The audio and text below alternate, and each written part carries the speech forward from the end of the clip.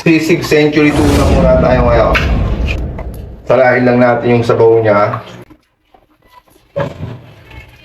Gusto nyo naman na may konting anghang, kailangan lang natin dito ng siling haba. Kung ayaw nyo naman, pwedeng wala.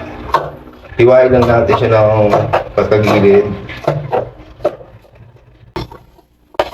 Hindi kumpleto ang sisig kung walang sibuyas. Siyempre, kailangan natin to. Hiwain lang natin sa gitna.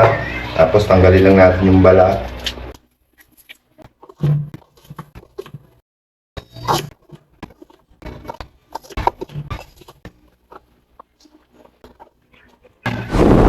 Salang na natin yung ating sizzling plate.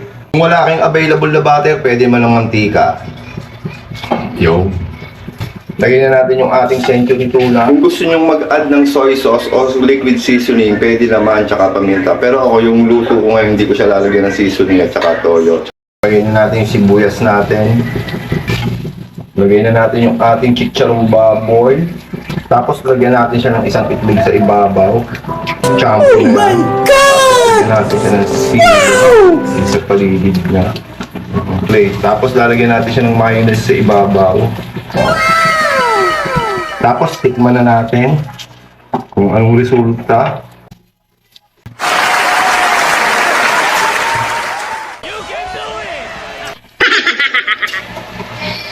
Champion!